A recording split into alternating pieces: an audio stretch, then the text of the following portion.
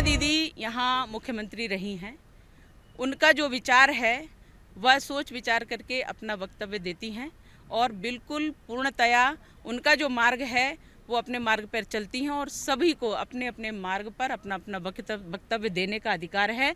यहाँ हमारे देश में तो संविधान को तोड़ करके भारत विरोधी बातें, देश विरोधी बातें करने वाले भी पनप रहे हैं और ये बहुत गलत है। माननीय उमा दीदी हमेशा से इन चीज़ों का विरोध करती रही हैं, जो देशद्रोही हैं उनका विरोध करती रही हैं, करेंगी और भी अगर उनके कुछ मुद्दे हैं तो वो कहने के अधिकारी हैं और इसलिए वो अपनी बात को आगे बढ़ा रही हैं। कांग्रेस तो किसी प्रकार का आरोप लगाने लायक है ही नहीं, क्योंकि जब उनका शासन था तो वो घर घर शराब पहुंचा रहे थे। मुझे लगता है कि इस बात पर कुछ भी बात कहना उनकी नैतिकता के अंदर आता ही नहीं है और अनैतिक बात करने का उनका अधिकार है। अनैतिक बात वो करते रहते हैं। आप भी उनका साथ देंगे? देखिए, शराबबंदी तो होना ही चाहिए, क्योंकि शराब से जब घर बिगड़ते हैं उसमें जो क्लेश होता है तो वो असहनीय होता है और इसके कारण कई लोग आत्महत्या करते हैं, डिप्रेशन में जाते हैं और कई महिलाएं इस कारण से आत्महत्या करती। वो पीती नहीं है पर उनके पति पीते तो प्रताड़नाएं होती है। ये जो मादक पदार्थ हैं इनका सेवन बंद होना ही चाहिए। आपको नहीं लगता शराब सस्ती होगी?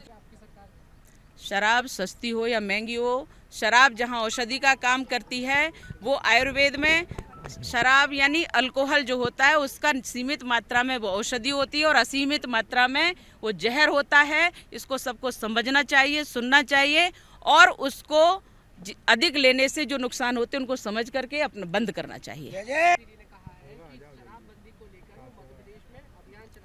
उमा दीदी यहाँ मुख्यमंत्री रही हैं। उनका जो विचार है वह सोच विचार करके अपना वक्तव्य देती हैं और बिल्कुल पूर्णतया उनका जो मार्ग है वो अपने मार्ग पर चलती हैं और सभी को अपने अपने मार्ग पर अपना अपना वक्तव्य देने का अधिकार है।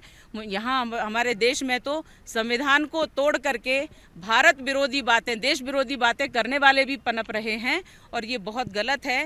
माननीय उमा दीदी हमेशा से इन चीज़ों का विरोध करती रही हैं, जो देशद्रोही हैं उनका विरोध करती रही हैं, करेंगी और भी अगर उनके कुछ मुद्दे हैं तो वो कहने के अधिकारी हैं और इसलिए वो अपनी बात को आगे बढ़ा रही हैं। आप भी उनका साथ देंगे? देखिए, शराबबंदी तो होना ही चाहिए, क्योंकि शराब से जब घर बिगड़ते हैं उसमें जो क्लेश होता है तो वो असहनीय होता है और इसके कारण कई लोग आत्महत्या करते हैं, डिप्रेशन में जाते हैं और कई महिलाएं इस कारण से आत्महत्या करती। वो पीती नहीं है पर उनके पति पीते तो प्रताड़नाएं होती है।